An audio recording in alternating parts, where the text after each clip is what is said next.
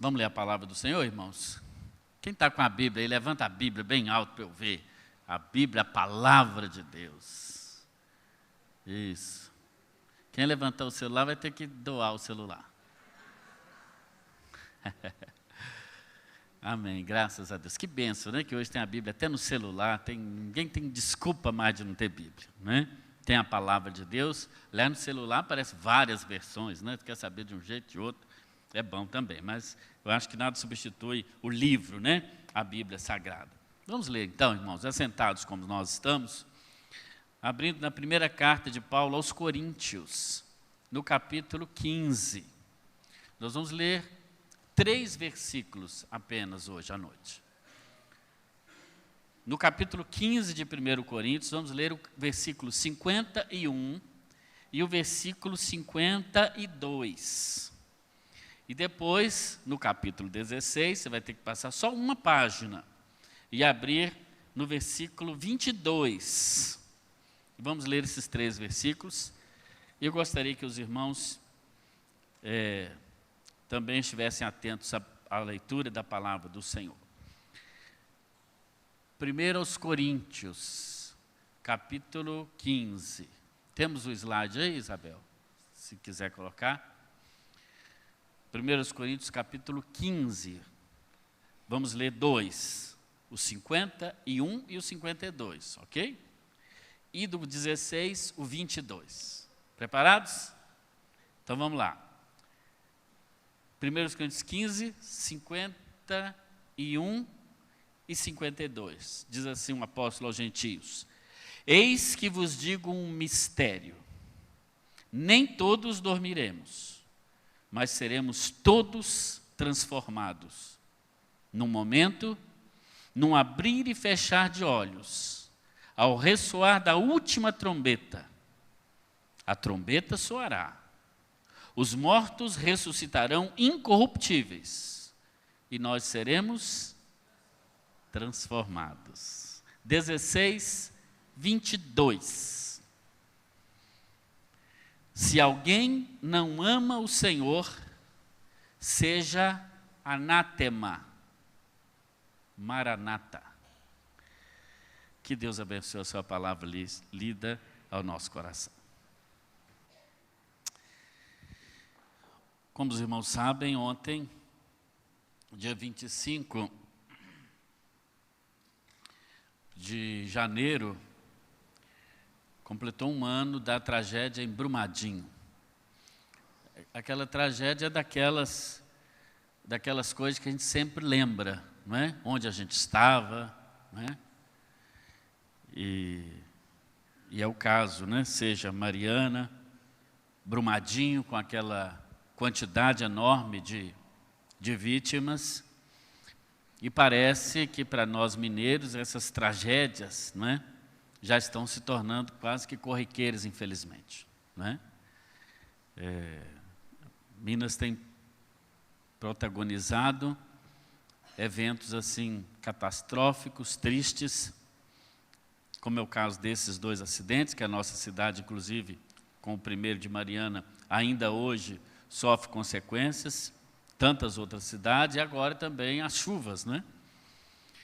Segundo as agências de notícias, as chuvas dos últimos dias, especialmente da sexta-feira passada, dia 24, foram as maiores em volume, não é? Dos últimos 110 anos. E estamos assistindo aí, sabemos de cidades, irmãos nossos, igrejas, inclusive, batistas, que ficaram fechadas hoje, inclusive, por causa da lama e etc. Enfim, mais de 40 pessoas já de sexta-feira para cá perderam a vida e, segundo o noticiário, mais de 15 a 20 estão desaparecidas ainda. Motivo, então, da nossa oração.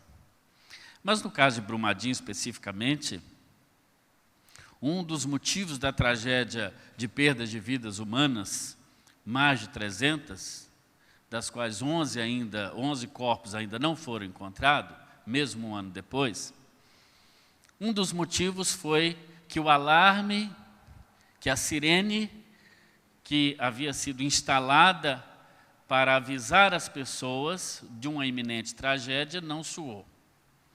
E um dos sobreviventes daquela catástrofe disse: nos treinamentos a orientação era que a sirene tocaria e a gente seguiria pelas rotas de fuga. Mas não teve aviso, não teve sirene. No caso das chuvas, é quase uma tragédia anunciada, né? Porque a maioria das pessoas atingidas, com exceções, é claro, mas a maioria são pessoas que moravam em costas, ribeirinhos, que já moravam nas chamadas áreas de risco. Uma família, inclusive, em Belo Horizonte, num bairro bem próximo lá de onde nós trabalhávamos, ontem foi tirada pela Defesa Civil da cidade, passou o dia inteiro numa pousada, mas voltaram para casa à tarde e a casa desabou e morreram a esposa, 2 filhos, se não me engano, só o marido sobreviveu e teve que ir lá reconhecendo o corpo. Assim que as máquinas paravam, ele era chamado, ele estava na rua, ia lá reconhecer o filho de 9 anos, a filha de 11 anos, depois a esposa. Eu fiquei pensando, né? O marido é o cabeça do lar, é o líder. De quem será que foi essa decisão de voltar para casa, mesmo sabendo que havia um risco iminente? No primeiro caso, a sirene não soou. No segundo, soou. Não a sirene no sentido estrito da palavra, mas um aviso foi dado, e mesmo assim aquelas pessoas voltaram para a sua casa para morrerem soterradas numa tragédia que já havia sido anunciada desde o início da semana. Mostra que parece que mesmo a tecnologia, tendo avançado tanto, parece que avisar os outros da tragédia não adianta muito. Mas em alguns casos adianta sim.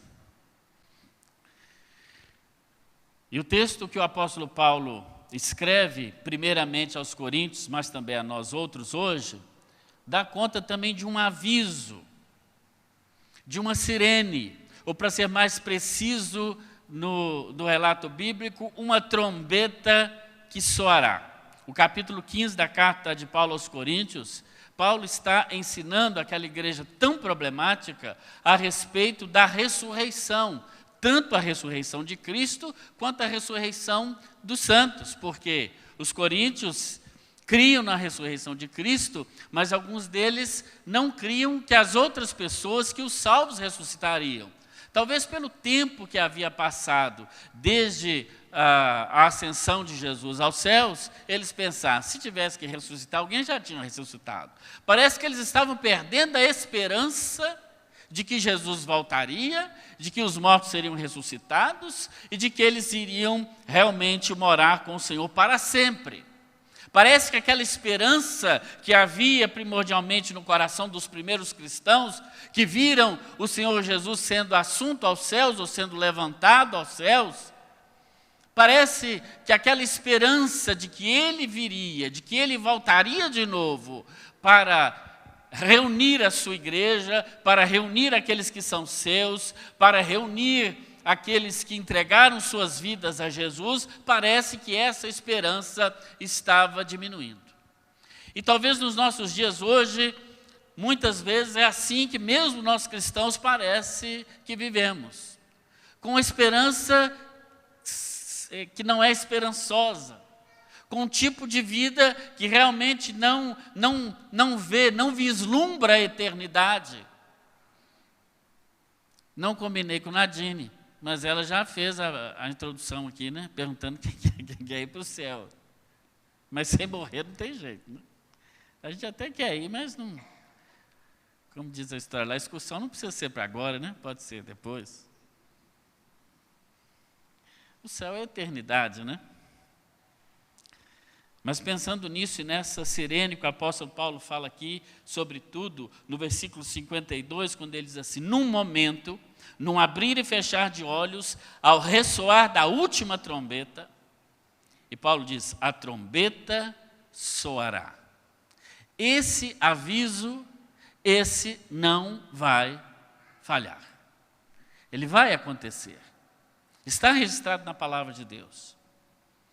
E quando a sirene soar, os salvos, aqueles que já entregaram suas vidas a Jesus, segundo a palavra de Deus, serão transformadas, diz Paulo. Nem todos dormiremos. E quando ele diz, nem todos dormiremos, não está se referindo àquilo que alguns irmãos nossos creem ser o sono da alma, como se quando nós morrermos aqui, vamos ficar eternamente dormindo, até o dia que Jesus voltar. Não, é um eufemismo que o apóstolo usa para falar sobre a morte, para falar de algo tão duro, algo tão difícil de falar, mas de uma maneira mais branda. E é interessante que o apóstolo se inclui entre aqueles que estariam vivos para a vinda de Cristo. Ele diz, nem todos dormiremos, verso 51 do texto que lemos, mas todos seremos transformados. E no versículo 52, ele repete, nós seremos transformados. Que bênção, irmãos. Bênção do Senhor. Imagina, sabermos que o fim da nossa vida, que a nossa existência não se resume apenas nessa vida. Aliás, é também escrevendo aos Coríntios, nesse mesmo capítulo 15, que ele diz aos crentes de Corinto, que estavam desesperançosos e que esperavam apenas nessa vida, que ele diz, se esperamos em Cristo somente nessa vida, somos os mais miseráveis de todos os homens. Porque a nossa visão, ela está no céu, ela está na eternidade. Por isso, quando a sirene soar, os salvos serão transformados desse corpo corruptível, diz o apóstolo Paulo, para um corpo incorruptível, independente da corrente escatológica que alguém tenha. A escatologia é aquele estudo, né, no ramo da teologia, que estuda acerca das últimas coisas, aquilo que vai acontecer por último. E pelo menos a respeito da vinda de Cristo, etc., há várias correntes, entre elas 3, talvez mais difundidas. Os chamados pré-milenistas, que é aqueles que creem que Jesus virá antes, daí pré-milenista, de um período de 1000 anos, 1000 anos contados mesmo no relógio.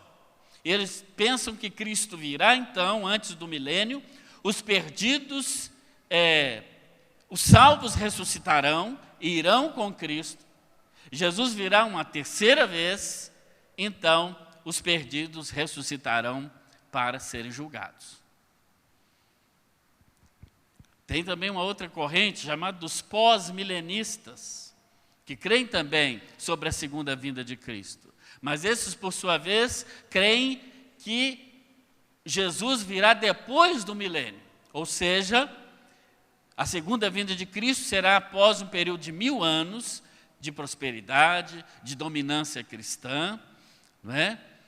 Em que Satanás estará, de certa maneira, controlado e o Senhor reinará e depois levará a sua igreja.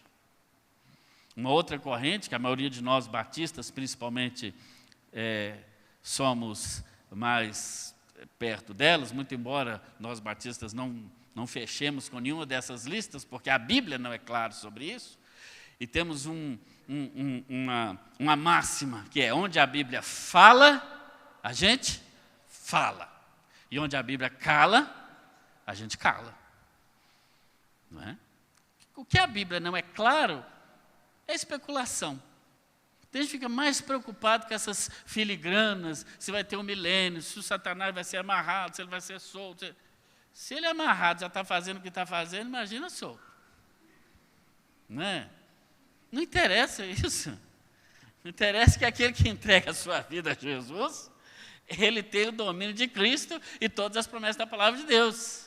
Por isso nós falamos do Evangelho, da salvação, do arrependimento. É isso que a Bíblia fala o tempo todo de Gênesis e Apocalipse. Então, o que a Bíblia fala, a gente... E quando a Bíblia cala, a gente cala. A corrente amilenista é aquela que pensa que os 1000 anos lá do Apocalipse, do milênio, são apenas figurativos, né? Aliás, a Bíblia diz que 1000 anos são como o dia de ontem que passou, ou seja, é figura. Então, que creem que a segunda vinda de Cristo será visível a todas as pessoas. E para esses, dos quais eu me incluo, a segunda vinda de Cristo em glória e o arrebatamento da igreja são a mesma coisa. Um evento único. A Bíblia não fala em 3 vindas de Cristo, mas em 2. E conversando recentemente com um pós-milenista, né, dispensacionalista, que é outra linha, ele dizia que Jesus vai vir mais uma vez, depois vai voltar e depois vai voltar de novo. Eu falei, mas aí são 3 vindas. Ele falou, não, mas a primeira não conta. Quando ele nasceu em Belém. Ele falou, então tá, se você está falando que é. Mas uma coisa é certa, independente da sua visão escatológica sobre as últimas coisas, a trombeta soará e aqueles que estão em Cristo serão transformados. Isso todos creem. Essa iminente trombeta que vai soar. E como ela soará? Bem, há relatos no mundo hoje, quem tem acesso à internet, etc., tem visto que em vários lugares do mundo o pessoal está filmando o céu. Essa semana mesmo eu recebi uma filmagem dessa, né? As nuvens assim, fazendo um círculo, né? Parecendo realmente cornetas, não posso dizer da autenticidade, né?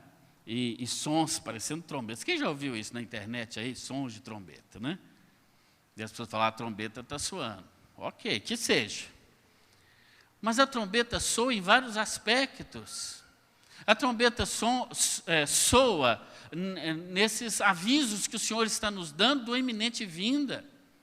Agora em Davos, na Suíça, os líderes mundiais estavam reunidos para discutir a respeito do clima, do aquecimento global, preocupados que estão com a vida no planeta Terra. Esse é um assunto profundamente teológico. Não é político, não é só econômico, ele é primeiro teológico. Porque fala exatamente da degradação desse mundo, que não tem jeito. Esse mundo, no sentido físico, não tem salvação. Pode combater o aquecimento global, essa coisa toda de ecologia, muito bom. Pode apagar o fogo da Amazônia, onde ele estiver pegando, glória a Deus, mas nada disso termina com a deterioração que o nosso planeta passa por ele. E vai passar, e daqui a pouco, se a gente ficar aqui, se a gente evitar o aquecimento global, plantar muita árvore, que bênção, mas pode vir um meteoro, um asteroide, ou sei lá o quê, e pum! Acabou com tudo, com as nossas árvores, com tudo. E está na palavra de Deus. Esse mundo, tal qual nós o vemos, ele não tem conserto.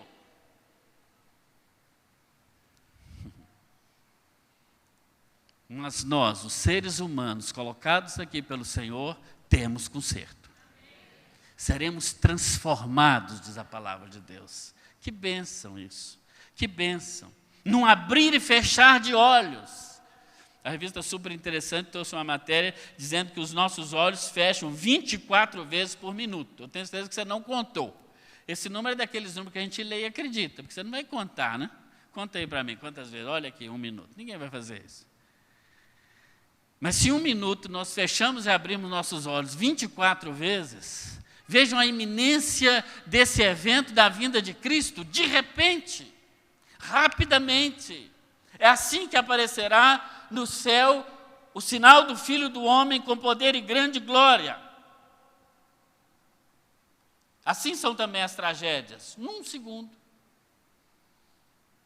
Um dos relatos das pessoas que morreram ontem na região metropolitana de Belo Horizonte, a esposa tinha colocado a janta para os filhos e ele foi tomar banho. Jamais ele imaginaria que aconteceria essa tragédia. Num segundo. Num abrir e fechar de olhos. Assim será a vinda do Filho do Homem. E para aquelas pessoas que partiram, a trombeta já soou. Já está definido o seu futuro. Não há preces nem orações. Mas para aqueles que estão em Cristo, diz o apóstolo Paulo, nós seremos transformados. Ele nem se inclui entre aqueles que morreriam para ressuscitar, mas ele diz, nós seremos transformados, crendo na certeza da possibilidade do arrebatamento. Outra certeza que essa palavra nos dá, e é uma palavra que deve trazer alegria e esperança para o nosso coração, é que quando aquela sirene soar, aquela trombeta soar, os salvos serão reunidos de toda parte do mundo. É o Senhor Jesus que diz no Evangelho de Mateus, no capítulo 24, versículo 31, ele diz, a grande trombeta tocará, e os anjos reunirão os escolhidos de Deus, de um lado do mundo até o outro. Que bênção! A grande trombeta soará, e os salvos serão reunidos num só povo. Isso é claro. Isso a Bíblia traz com clareza e podemos afirmar com toda clareza, independente da nossa posição teológica a respeito da salvação. Porque há, pelo menos, duas grandes teorias, teológicas sobre a salvação. Uma delas, chamada do calvinismo, porque foi trabalhada por um teólogo francês chamado João Calvino, que, a partir de textos bíblicos, pensa ele, ou pensava, e muitos hoje pensam também, que Deus escolheu algumas pessoas para a salvação. Se é assim, outras não foram escolhidas. É como se Deus tivesse predestinado alguns para a salvação. É também chamado de graça irresistível. Ou seja, aqueles que serão salvos, como eles saberão que serão salvos? Porque a graça é irresistível para eles, não tem como resistir. Ainda assim é preciso pregar para que aqueles que foram escolhidos por Deus possam de fato crer. Um outro sujeito, não sei qual que era mais crente que o outro, um holandês chamado Jacob Arminio, ele pensava exatamente o contrário. Ele dizia o seguinte, a eleição de que fala a Bíblia, e a Bíblia fala de eleição, sim, mas ela é condicionada pela fé do homem. É o sujeito, é a pessoa que pelo livre-arbítrio dado por Deus que vai dizer sim ou não à salvação. Nesse caso, a graça é resistível, eu posso resistir à graça. Eu posso resistir ao sacrifício de Cristo na cruz. Se eu posso aceitar a salvação, diz Armínio, eu posso também cair da graça, ou seja, perder a salvação. Não há negar que parece que a Bíblia traz essas duas ideias mesmo. Talvez uma posição mais equilibrada, e a maioria de nós, os batistas, que também não fechamos questão sobre isso, mas a maioria talvez tenha uma posição que tenta equilibrar essas duas posições. Não negando que haja uma predestinação, mas uma predestinação em Cristo. Ou seja, a partir do momento que eu creio em Cristo, eu estou automaticamente predestinado para a salvação. Por quê? Assim como o ser não volta ao não ser, também aquele que está salvo por Jesus Cristo, uma vez nasceu de novo, não pode perder a sua salvação. Então, é uma forma de equilibrar essas duas posições, tentando equilibrar a soberania de Deus e a graça salvadora do Senhor com o livre-arbítrio humano. Mas, independente da posição teológica, uma coisa é certa: para ser salvo, e quando ouvirmos aquela trombeta, para sermos arrebatados com o Senhor, seja você escolhido por Deus predestinado, ou você tenha escolhido a Deus ou não, não interessa. Você precisa crer em Jesus Cristo e ter se arrependido dos seus pecados. Isso é líquido e certo. Ninguém discute. Ninguém discute. Eu falava hoje pela manhã, no nosso curso da Manhã da Visão, sobre as igrejas, né? A formação da minha família, uma parte assembleiana, Assembleia de Deus, essa igreja que eu amo tanto, não é? Gosto demais, admiro a fé dos assembleianos. Tem uma parte da minha família, dos meus familiares, que são assembleianos, pessoas de Deus, uma fé firme. Quando eu preciso de oração, ligo e falo, ora aí para mim, que a sua oração é forte. Assembleiano ora forte, tem um ciclo de oração. Não é isso? Pessoas que levam a Deus muito a sério, têm um carinho muito grande. Outra parte da minha família são presbiterianos. Que igreja extraordinária é a igreja presbiteriana. Um primo meu é pastor, reverendo presbiteriano, reverendo César, homem de Deus, pregador como poucos. Aliás, os maiores pregadores no meio evangélico no Brasil hoje são presbiterianos. Uma mensagem clara, bíblica, né? Uma igreja que tem permanecido firme, né? E por isso eu posso fazer essa brincadeira aqui, né? Sobre as posições teológicas, né? Mas um professor meu contou essa história de que um presbiteriano, um assembleiano, um batista e um neopentecostal. Viu, pastor Alencar? Um presbiteriano, um assembleiano, um batista e um neopentecostal foram para o inferno. Você vai pensar, mas batista vai para o inferno?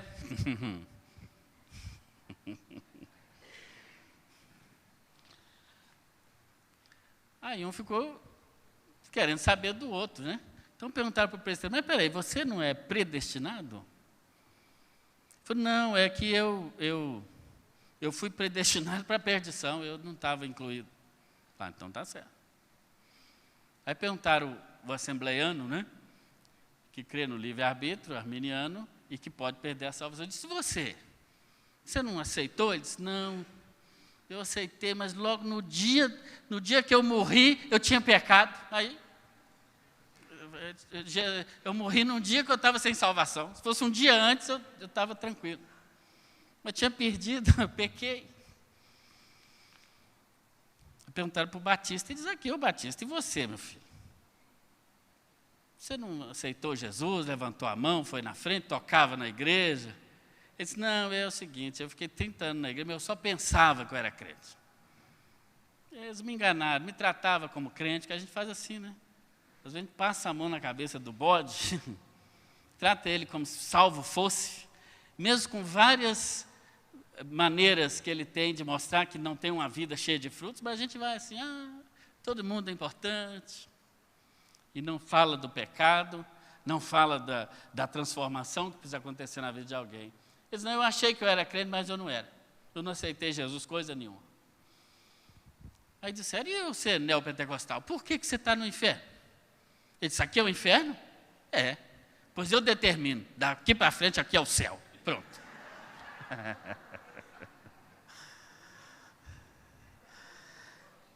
A gente precisa fazer brincadeira dessas coisas, porque eu acho que Deus também ri, igual a gente ri. A gente fica brigando por causa dessas besteiras.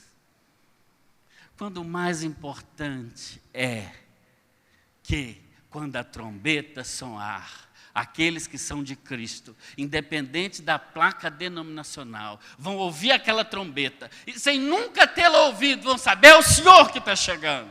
Glória a Deus. E serão arrebatados, serão levados para os ares com o Senhor, para reinar com Ele eternamente, daquele lugar, onde não vai haver placa de denominação, de igreja, de nada, mas onde nós seremos chamados do povo do Senhor, da igreja do Senhor, aqueles que lavaram as suas vestes no sangue do Cordeiro, e por isso estarão para sempre na presença do Senhor. Que bênção isso! Seremos reunidos num corpo só, seremos reunidos como um povo só, estaremos juntos pela eternidade para vivermos, então, como diz o apóstolo, para sempre com o Senhor. E por último, quando aquela bendita sirene, aquela trombeta tocar, e o Senhor Jesus aparecer, a Bíblia diz, o próprio Senhor descerá. O próprio Senhor É que Paulo escreve aos Tessalonicenses 4,16. E os que morreram em Cristo ressuscitarão primeiro. Depois nós, os que ficarmos vivos, seremos arrebatados juntamente com Ele nas nuvens. Que bênção! O próprio Senhor virá. Irmãos, que maravilha! Que maravilha! Né? Diz o hino do cantor cristão: ó, que dia faustoso esse dia há de ser, quando o som da trombeta ecoar, quando Cristo nas nuvens tiver de descer, para assim entre nós habitar. A lama de Brumadinho, se até lá não forem encontrados os 11 corpos, dará conta daqueles que estão sepultados nela. O mar dará conta daqueles que estão mergulhados nele. Porque a palavra de Deus diz que aqueles que morreram em Cristo ressuscitarão. E nós, os que ficarmos vivos, seremos arrebatados. Que bênção, que bênção, que bênção. Preparado para essa trombeta? Preparado para esse som? Ou o seu olhar e a sua vida está olhando só para as coisas materiais? Está preocupado só com os boletos que você tem que pagar todo mês? Está preocupado só com o dinheiro que você quer ter a vida toda e nunca tem?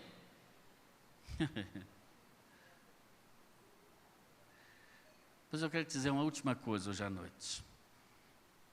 Aquilo que está registrado no versículo 22 de 1 Coríntios 16. É o Senhor falando através do apóstolo Paulo, quando ele diz: se alguém não ama o Senhor, seja anátema. Aí tem um ponto, não tem na sua Bíblia? Olha aí, 1 Coríntios 16, 22. Ele diz: se alguém não ama o Senhor, seja anátema. A palavra não está traduzida. É uma palavra aramaica, anátema. Anátema é aquilo que é colocado de lado. A palavra quer dizer isso, aquilo que é colocado de lado. Tem também o sentido de alguma coisa que é amaldiçoada, que não recebeu a bênção, é anátema. Paulo não traduz a palavra. Algumas traduções da linguagem de hoje já traz traduzido, mas ela veio para a nossa língua, e na maioria das traduções, mesmo em inglês, está em aramaico, anátema. Ele está dizendo, aquele que não ama a vinda do Senhor Jesus, aquele que não espera a vinda de Jesus, seja colocado de lado, seja anátema. Aí tem um ponto, não tem? E logo depois Paulo usa uma outra palavra, agora da língua grega. Qual é a palavra que está aí na sua Bíblia? Ele diz, Maranata. São duas palavras numa só. Maranata. Essa palavra quer dizer, o Senhor vem. Ou, vem Senhor. Tanto faz. Interessante. Como duas palavras podem evidenciar dois destinos no mesmo versículo. Aquele que ama, aquele que não ama o Senhor, que não ama a vinda do Senhor, seja colocado de lado. Parece com aquela parábola de Jesus em Mateus 24, que ele chamará os bodes e separará os bodes das ovelhas. Uma parábola tão desconectada, num tempo como nosso, de inclusão, de aceitar tudo como normal, né? Mas haverá isso, sim. Aquela sirene será um som de morte para aqueles que não entregaram suas vidas a Jesus. Um som de morte. Porque depois daquela sirene, daquela trombeta, não tem mais salvação. Não tem. Mas o apóstolo usa essa outra palavra abençoada, Maranata. É assim que os cristãos se cumprimentavam muitas vezes. Quando um cristão estava preso, perseguido pelo evangelho, o outro dizia para ele assim, Maranata. Quando estava doente, um cristão dizia para o outro, Maranata. Ou seja, a sua doença, não preocupa com isso não, o Senhor Jesus vem. quando ele vier a sua dor, ele enxugará dos seus olhos toda lágrima. Maranata. Quando estava preso, eu fui preso, o cristão mandava um recado para o outro. Maranata. O Senhor vem. Você está preso agora, mas Ele vem. Você será liberto. Quando o cristão estava à beira da morte, sendo martirizado por causa do Evangelho, ou sendo vendido como escravos, um mandava o recado para o outro dizendo, Maranata, o Senhor vem. A morte física não é o fim, Ele vem. Maranata, Maranata. Eu quero dizer a você que ainda não fez um concerto com Cristo. Jesus quer salvar a sua vida. Você precisa amar o Senhor e amar a vinda do Senhor, para não ser anátema, para não ser colocado de lado. E basta entregar a sua vida ao Senhor Jesus e fazer dele o Senhor da sua vida. Não preocupe se você é predestinado ao Senhor. É nesse momento não. Depois você pode conversar sobre essas coisas. A gente gosta de especular, bacana. Mas para a sua salvação, saiba de uma coisa. O Senhor Jesus, Ele tem um propósito em sua vida, Ele quer te salvar. E você não veio hoje à noite aqui à toa. Não seja anátema, amaldiçoado. Em nome de Jesus, entregue sua vida ao Senhor hoje. E você, meu irmão, que está passando por alguma dificuldade, seja ela qual for, talvez você pense que não tem mais jeito. Não tem mais jeito. A irmã Dalila falou que quer morrer, né? Lógico, como assim, irmão?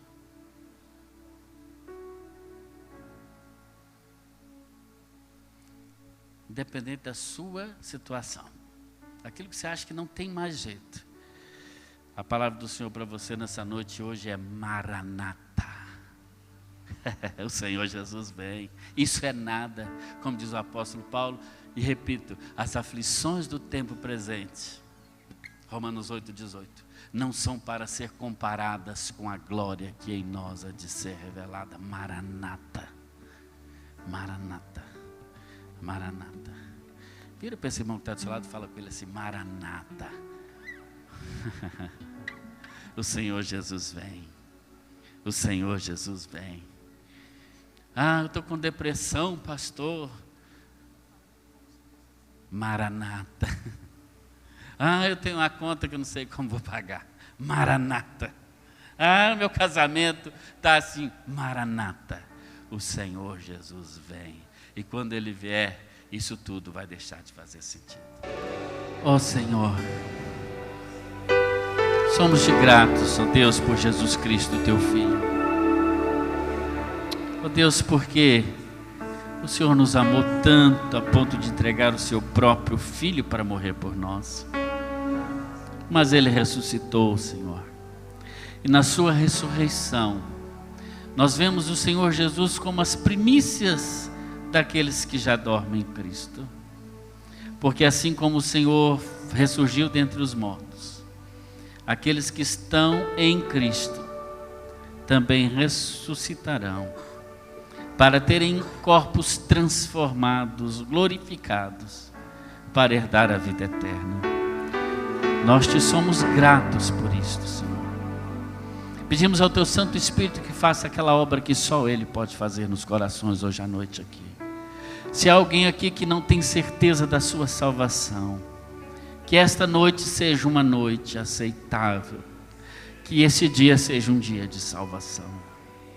E a nós outros, Pai, que temos a certeza, Deus, faz-nos, ó Pai, olhar para a eternidade, tirarmos um pouco os nossos olhos desse mundo vil, perdido, sem jeito, e colocarmos os nossos olhos, todos os recursos que o Teu nos dado na eternidade, para que, ó Pai, quando aquela sirene bendita soar para nós salvos, possamos glorificar a Ti e sermos reunidos como um povo só, o povo do Senhor.